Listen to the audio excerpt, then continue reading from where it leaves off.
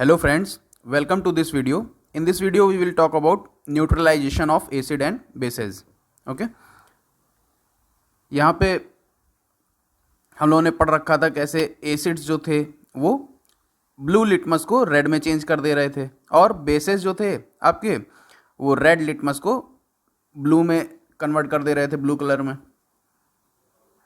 अब हम लोग देखेंगे कि अगर किसी एसिड को किसी बेस के साथ मिक्स कर दिया जाएगा तब उससे क्या होगा। ठीक है, तो यहाँ पे बेसिकली हम लोगों को न्यूट्रलाइजेशन की रिएक्शन देखनी है कि कैसे एसिड्स और बेसेस आपस में एक दूसरे को न्यूट्रलाइज करते हैं, ये चीज़ हम लोगों को देखनी है इसमें। अब हम लोग एक नया इंडिकेटर यूज़ करने जा रहे हैं। आपने जैसे 3 इंडिकेटर्स पिछले वीडियो में पढ़े थे, है ना।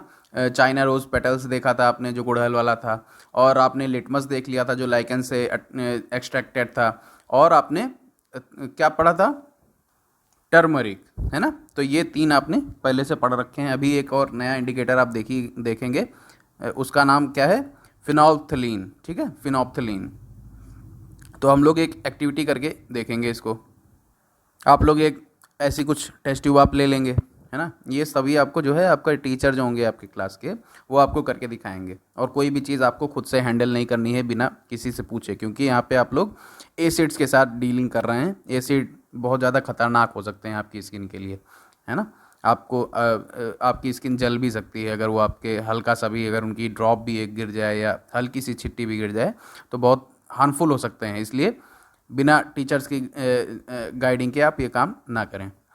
तो यहाँ पे एक आपको ऐसे कुछ टेस्ट ट्यूब ले लेनी है, उसको 1/4 आपको फिल करवा लेना है, किससे, डाइल्यूट हाइड्रोक्लोरिक एसिड से। ठीक है, अब आप देखेंगे कि उसका कलर क्या है, तो आपको कलर दिखाई पड़ेगा कि वो कलरलेस है। हाइड्रोक्लोरिक एसिड आपको, जो डाइल्यूट हाइड्रोक्लोरिक एसिड होगा वो आपको कलरलेस दिखाई पड़ेगा। फिर आपको फिनोल्फ्थलीन जो आपने लिया था इंडिकेटर, उसका भी कलर नोट डाउन करना है, तो वो भी कलरलेस होगा। ठीक है, फिर आप इसको जो है फिनोल्फ्थलीन को 2-3 ड्रॉप्स जो है उस जो आपने HCl लिया है जिस टेस्ट ट्यूब में, उसमें आप 2-3 ड्रॉप उसमें डाल लेंगे। फिर थोड़ी देर उसको हल्का सा जेंटली उसको शेक करेंगे, है ना, हल्का सा आप मिक्स करने की कोशिश करेंगे। अब आप देखेंगे क्या कोई उसमें चेंज दिखाई पड़ा आपको उसके कलर में। क्या आपको जब आपने ये इंडिकेटर आपने फिनोल्फ्थलीन मिलाया इसमें HCl में, डाइल्यूट HCl में, तो क्या उसमें कोई कलर में चेंज आपको दिखाई पड़ा? नहीं दिखाई पड़ेगा, है ना। फिर आपको करना क्या है, फिर आपको ये जो एसिडिक सॉल्यूशन है आपका, इसमें आपको सोडियम हाइड्रोक्साइड, आपने अभी पढ़ा था ना पिछली क्लास में, पिछले वीडियो में आपने देखा था सोडियम हाइड्रोक्साइड का क्या मैंने फॉर्मूला बताया था, NaOH। ये जो है आपका बेसिक था नेचर में, है ना, इसका केमिकल नेचर बेसिक था। तो इसको आपको लेके ड्रॉपर की सहायता से आपको इस जो आपने एसिडिक सॉल्यूशन ले रखा है जिसमें फिनोल्फ्थलीन मिला रखा है, उसमें आपको डालना है थोड़ा सा। आप ड्रॉप बाय ड्रॉप डालेंगे इसको, तो आप देखेंगे कि थोड़ी देर जैसे आपने एक ड्रॉप डाली, हल्का सा उसको स्टीर किया, ठीक है, तो आपको दिखाई पड़ेगा कि कोई उसमें चेंज नहीं आ रहा है। फिर थोड़ी देर तक आप जब डालते रहेंगे लगातार सोडियम हाइड्रोक्साइड सॉल्यूशन को, तो आप देखेंगे कि पिंक कलर का हल्का सा एकदम जो है आपको जस्ट अपीयर होगा। देखिए यहाँ पे जैसे ये हल्का सा इसमें पिंक दिखाई पड़ रहा है ना, तो ऐसा ही कुछ, ये देखिए बेस ऊपर से डाला जा रहा है, एसिड और इंडिकेटर इसमें प्रेजेंट थे। तो जब एक इसका लिमिट पहुँच जाएगी तो आपको हल्का सा एकदम पिंक कलर दिखाई पड़ेगा। अब इसके बाद आपको तुरंत रुक जाना है, जैसे आपको हल्का सा इसमें पिंक कलर दिखाई पड़ेगा तुरंत ही आपको रुक जाना है, और वापस से आपको डाइल्यूट हाइड्रोक्लोरिक एसिड का आपको एक ड्रॉप डाल देना है। आप जैसे ही इसको डालोगे तो आप क्या देखोगे कि जो पिंक कलर आपको हल्का सा दिखाई पड़ा था वो फिर से गायब हो जाएगा, फिर कलरलेस हो जाएगा सॉल्यूशन। फिर ऐसा ही आपको फिर से आपको बेस एक ड्रॉप डालना है, तब आप देखेंगे फिर से जो है हल्का सा पिंक कलर आपको शो हो जाएगा। फिर आप एसिड को डालेंगे, फिर बेस को डालेंगे। इस तरह से आप देखेंगे कि जितनी बार आप एसिड ऐड कर रहे हो तो वो कलरलेस हो जा रहा है सॉल्यूशन, और जैसे ही आप उसमें बेस ऐड कर रहे हो उसमें पिंक कलर शो हो रहा है। तो इससे हम लोगों को फिनोल्फ्थलीन का नेचर पता चल गया, कैसे वो कलर को चेंज कर रहा है। जब सॉल्यूशन बेसिक रहता है तब वो पिंक कलर दे रहा है आपको, है ना। जब आपने सोडियम हाइड्रोक्साइड डाला है उसमें जब एक प्रॉपर अमाउंट में पड़ चुका है तो वो पिंक कलर को शो कर रहा है, और जैसे ही सॉल्यूशन आपका एसिडिक होता है, जैसे ही आप डाइल्यूट HCl उसमें डालते हो, वापस से वो कलरलेस हो जाता है। तो ऐसा कुछ फिनोल्फ्थलीन आपका जो है इंडिकेट करता है एसिड और बेसिस को। फिर आगे देखेंगे हम लोग।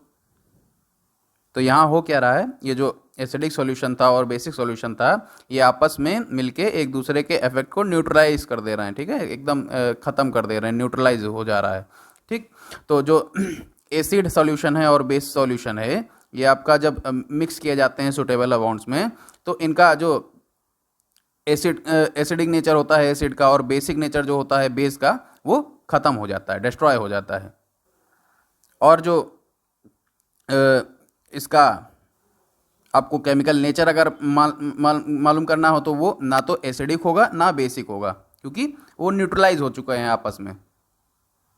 फिर आप जैसे ही उसको टच करोगे, जैसे ही आप इमीडिएटली आपने अगर टच कर लिया, ये रिएक्शन आपने जो कराई, आपने एसिड ऐड किया, इंडिकेटर लगाया और जो है बेस ऐड किया, ये सब करने के बाद आप जब देखोगे तो आप जब टेस्ट ट्यूब छुओगे तो आपको वो गर्म सी फील होगी, ठीक है। तो ऐसा जरूरी नहीं है, वहाँ पे इंडिकेटर आपको डालना जरूरी नहीं है। आप जब एक कोई एसिड आपने ले ली, HCl जैसे डाइल्यूट HCl लिया और उसमें डायरेक्टली आपने सोडियम हाइड्रोक्साइड डाल दिया, बेस को डाल दिया, तो आप छू के उसको देखोगे तो वो आपको गर्म फील होगी आपकी टेस्ट ट्यूब। क्यों, ऐसा क्यों होगा? क्योंकि ये एक एक्सोथर्मिक रिएक्शन होती है, एक्सोथर्मिक, ठीक है। एक्सोथर्मिक का मतलब होता है जो हीट को बाहर फेंकती है, ठीक है। तो ये इनके आपस में मिलने से हीट जो होती है वो बाहर निकलती है, हीट जो है इवॉल्व होती है, तो इसकी वजह से आपका जो टेस्ट ट्यूब होता है वो गर्म हो जाता है। तो इससे हम लोग को क्या पता चलता है, जब भी न्यूट्रलाइजेशन की रिएक्शन होगी तो हीट हमेशा जो है वो प्रोड्यूस होगी या इवॉल्व होगी। The evolve heat raises the temperature of the reaction mixture. यही हीट जो होती है आपके उस टेस्ट ट्यूब के टेम्परेचर को बढ़ा रही होती है, उस मिक्सचर के टेम्परेचर को बढ़ाती है। अब इस न्यूट्रलाइजेशन की रिएक्शन से आपको प्राप्त क्या होता है, जो प्रोडक्ट निकलेगा वो क्या होता है, वो उसको हम लोग सॉल्ट जानते हैं, ठीक है, सॉल्ट। अब ये सॉल्ट जो होगा वो एसिडिक भी हो सकता है, बेसिक भी हो सकता है या न्यूट्रल भी हो सकता है। Thus neutralization can be defined as follows. अब यहाँ पे देखिए, the reaction between an acid and a base is known as neutralization. जब एसिड और बेस आपस में मिलाए जाते हैं तो उसको हम लोग न्यूट्रलाइजेशन की प्रोसेस जानते हैं, फिर उसकी रिएक्शन जानते हैं। फिर सॉल्ट और वाटर ये जो है आपके इस प्रोसेस से प्रोड्यूस होते हैं, ठीक है, और इवोल्यूशन ऑफ हीट होता है। यहाँ पे देखिए एसिड और बेस मिलाया गया, यहाँ पे सॉल्ट प्रोड्यूस हुआ और अब पानी प्रोड्यूस हुआ और हीट इज इवॉल्व्ड, हीट जो है बाहर निकल गई। यहाँ पे जो हम लोगों ने रिएक्शन करवाई थी, HCl लिया था और सोडियम हाइड्रोक्साइड ले लिया था, NaOH, इससे निकला क्या था आपका NaCl, सोडियम क्लोराइड, ठीक है, ये आपके प्रोडक्ट्स निकले थे। तो ये कोई सॉल्ट हो गया, फिर वाटर आपका निकल गया, है ना, H2O, और हीट आपकी बाहर इवॉल्व हो गई। अब बूझो ने देखिए क्या किया, डाइल्यूट सल्फ्यूरिक एसिड को उसने लाइम वाटर में मिला दिया। तो अब क्या इसमें will the reaction mixture become hot और कूल? तो ये भी जाहिर सी बात है हॉट होगा। क्यों?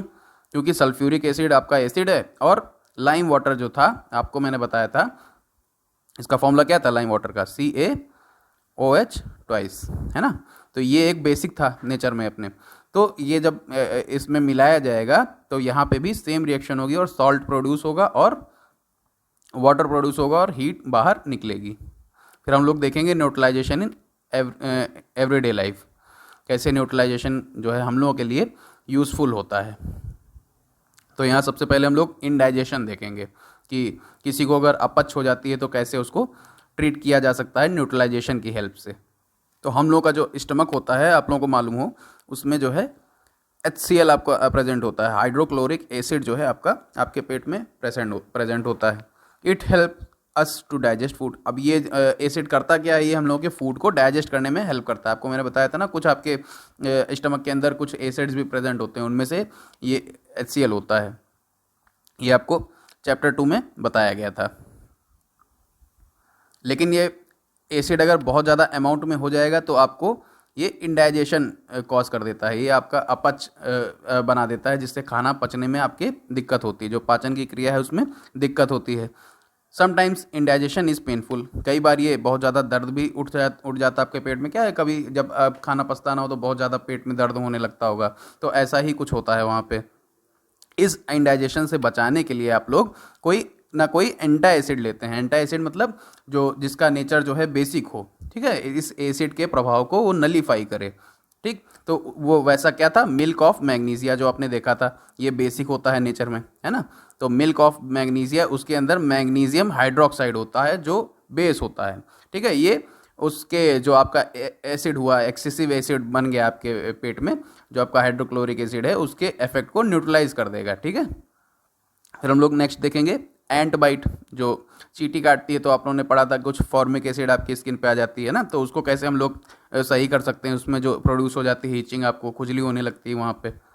तो जब आपको चींटी काटती है तो उस स्किन में आपके फॉर्मिक एसिड, एसिडिक लिक्विड को जो इसमें छोड़ती है, जिसको हम लोग फॉर्मिक एसिड के नाम से जानते हैं। फिर इसके इफेक्ट को न्यूट्रलाइज करने के लिए आपको मॉइस्ट बेकिंग सोडा लगता है। मॉइस्ट बेकिंग सोडा आपने अगर ले लिया, सोडियम हाइड्रोजन कार्बोनेट या कैलमाइन सॉल्यूशन। कैलमीन सॉल्यूशन मतलब कैलमीन का लोशन आपको आता होगा, आप जब मेडिकल स्टोर पे जाओगे तो आप कैलमीन लोशन मांगोगे उनसे तो वो दे देंगे। ऐसा इसका जो है नेचर बेसिक होता है। ठीक है, इसके अंदर प्रेजेंट होता है जिंक कार्बोनेट। ठीक, तो ये ले लें या फिर आप बेकिंग सोडा ले लें। इसको लेके आप जब आप हल्का सा उस पर मलेंगे तो ये बेसिक होता है नेचर में, उसके एसिड को ये न्यूट्रलाइज कर देता है, उससे आपको इचीनेस से राहत मिल जाती है। हम लोग नेक्स्ट देखेंगे सॉयल ट्रीटमेंट। अब सॉयल ट्रीटमेंट कैसे किया जा सकता है न्यूट्रलाइजेशन से। तो कई बार फार्मर्स जो होते हैं बहुत ज़्यादा केमिकल फर्टिलाइजर्स का यूज़ कर लेते हैं अपने फील्ड पे, जिससे उनकी प्लांट्स की ग्रोथ अच्छी हो। लेकिन उससे होता क्या है, जो सॉयल उनकी होती है बहुत ज़्यादा एसिडिक हो जाती है। ठीक है, तो जब बहुत ज़्यादा सॉयल एसिडिक हो जाएगी तो प्लांट्स उसमें अच्छे से ग्रो नहीं करेंगे। कई बार जब आपके केमिकल फर्टिलाइजर्स पड़ते गए, एक दो बार आपकी फसल अच्छी निकली, फिर उसके बाद धीरे धीरे आपने हर बार ही डाला तो आपका सॉयल जो होती है वो एसिडिक हो जाती है, और फिर जो आपके प्लांट्स निकलेंगे वो अच्छे से ग्रो नहीं कर पाएंगे। ठीक, तो या तो एसिडिक हो जाए बहुत ज़्यादा या बेसिक हो जाए सॉयल, तो उसमें प्लांट्स अच्छे से ग्रो नहीं कर पाते हैं। तो इसके इफेक्ट को दूर करने के लिए जब एसिडिक हो जाती है सॉयल आपकी, तो उसको किसी बेस से ट्रीट किया जाता है। ठीक है, जैसे क्विकलाइम हो गया कैल्शियम ऑक्साइड, या स्लेक्ट लाइम हो गया कैल्शियम हाइड्रोक्साइड। अब दोनों के फॉर्मूले भी आप जान लीजिए। क्विकलाइम होता है आपका CaO, ठीक, और ये स्लेक्ट लाइम आपका वही था CaOH ट्वाइस। ठीक है, तो ये था। फिर if the soil is basic, जब अगर सॉयल बेसिक हो जाएगी नेचर में, है ना, जिसमें आपने पढ़ा ना कि एसिडिक हो जाएगी ज़्यादा तब भी दिक्कत, बेसिक हो जाएगी तब भी दिक्कत। तो बेसिक जब हो जाएगी तो उसको हम लोग किसी ना किसी एसिड से ट्रीट करेंगे। ठीक है, तो एसिड से ट्रीट करने के लिए ऑर्गेनिक मैटर जो आपने कंपोस्ट बनाया था, आपने पिछले चैप्टर्स में पढ़ा होगा, तो उस कंपोस्ट को आप जब डालोगे तो वो सॉयल के बेसिक इफेक्ट को नलीफाई कर देगा। ठीक है, वहाँ पर वो उसको न्यूट्रलाइज कर देगा, क्योंकि कंपोस्ट जो होता है वो एसिडिक होता है नेचर में। Organic matter releases acids which neutralises the basic nature of the soil. Okay, next देखते हैं हम लोग फैक्ट्री वेस्ट।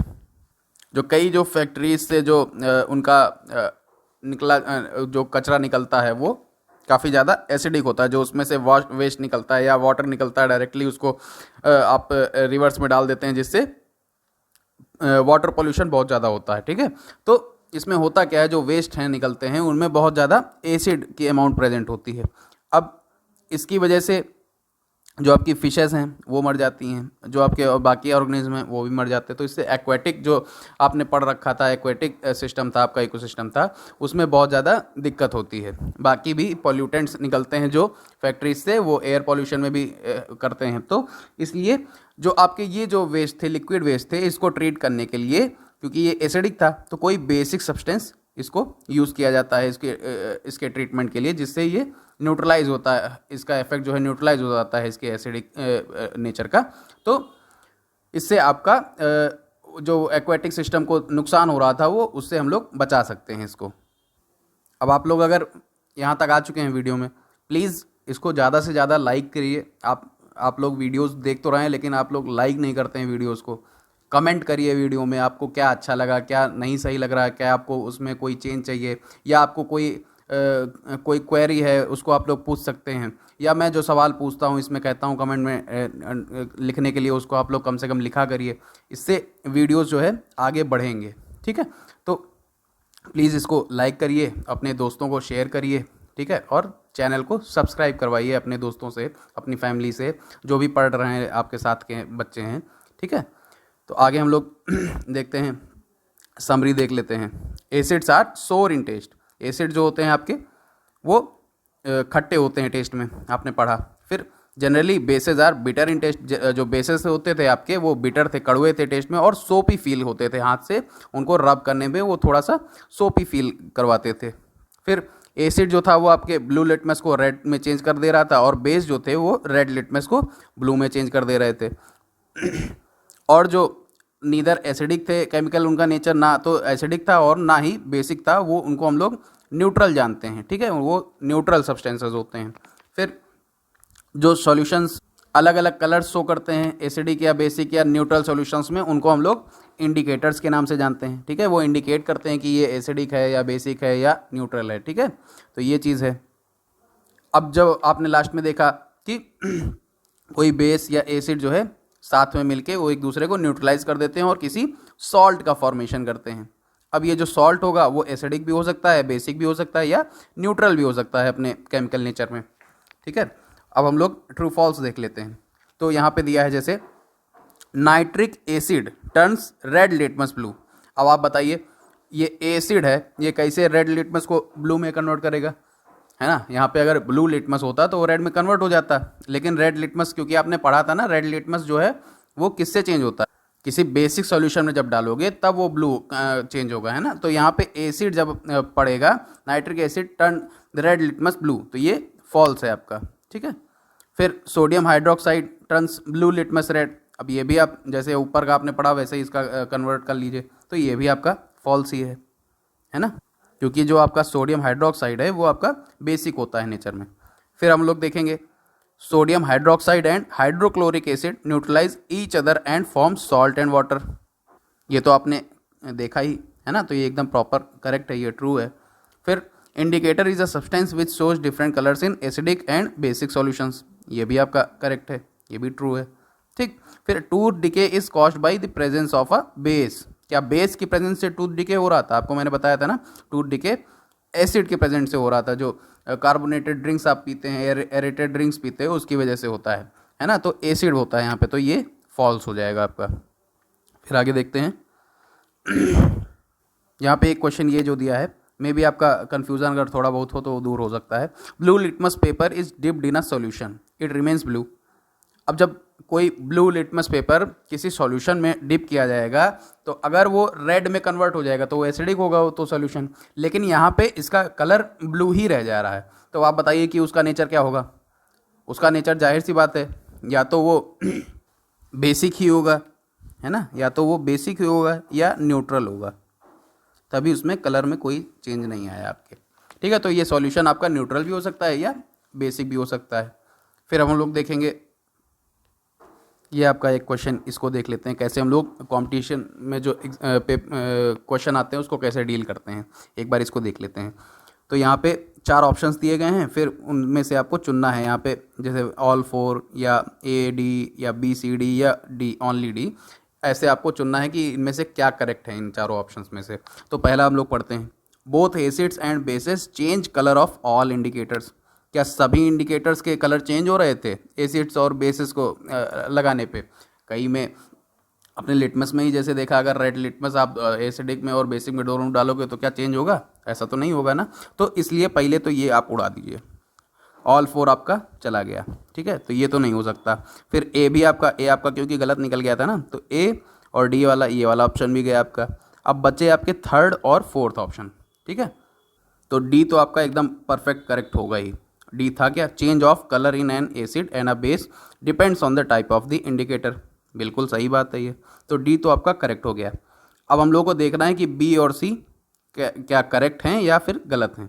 तो जैसे बी देख लेते हैं, if an indicator gives a colour change with N acid it does not give a change with a base. तो ऐसा तो था नहीं, आपको जो है जो आपने गुड़हल वाला लिया था इंडिकेटर, तो उसमें आपको एसिड्स में अलग कलर आ रहा था, है ना, मैजेंटा आ जा रहा था, और बेस अगर डाल रहे थे तो ग्रीन कलर आ जा रहा था, तो इसलिए ये गलत हो गया। अब ये गलत हुआ तो साथ साथ ये भी गलत ही होगा, तो इससे ये ऑप्शन भी गया और आपका आखिरी में बचा खाली ओनली डी। तो ओनली डी आपका करेक्ट है, बाकी सारे इसमें ऑप्शंस रॉन्ग हैं। फिर नीचे एक फैक्ट दिया हुआ है, जैसे हम लोगों ने जो अपनी बॉडी की सेल्स पढ़ी थी ना, जो बिल्डिंग ब्लॉक्स थे हम लोगों के ऑर्गन्स के या किसी टिश्यू के बिल्डिंग ब्लॉक्स जो थे वो सेल्स थे, और सेल्स हम लोगों की जो है उनमें प्रेजेंट होता है एक एसिड जिसको हम लोग डीऑक्सी राइबोन्यूक्लिक एसिड जानते हैं, ठीक है, डीएनए। आपने डीएनए सुना होगा, उसकी फुल फॉर्म होती है डीऑक्सी राइबोन्यूक्लिक एसिड, ठीक है। डीएनए और आरएनए आपने दो चीज़ पढ़ रखी होंगी। तो ये डीएनए आपका आपकी सेल में प्रेजेंट होता है, ये एक एसिड होता है। अब ये आपके बॉडी के जितने भी फीचर्स होते हैं, जैसे आपकी बॉडी का के लुक्स हो गए, या उसके आपके आइज़ का कलर हो गया, या आपकी हाइट हो गई, ये सभी चीज़ जो है, जितने भी फीचर्स हैं, ये सब डीएनए ही कंट्रोल करता है। अब जो हम लोगों की सेल्स किसी जो उसमें प्रेजेंट प्रोटीन्स होते हैं जो उसके ब्लॉक्स को बिल्ड करने में हेल्प करते हैं, तो वो भी किससे बने होते हैं? वो अमीनो एसिड से बने होते हैं, ठीक है। और जो फैट्स होते हैं, आपने पढ़ा था, वो भी सिंपलर सब्सटेंस में कैसे टूट रहे थे। तो जो प्रोटीन्स भी थे वो भी आपके सिंपलर सब्सटेंस में टूट रहे थे, तो अमीनो एसिड्स बन रहे थे, और जो फैट्स थे वो टूट रहे, तो फैटी एसिड्स बन रहे थे, ठीक है। तो फैट्स जो होते हैं वो फैटी एसिड्स को कंटेन करते हैं। तो इस तरह से कई सारे एसिड्स हम लोगों की बॉडी में पहले से मौजूद होते हैं। Thanks for watching this video. Please like, share and subscribe.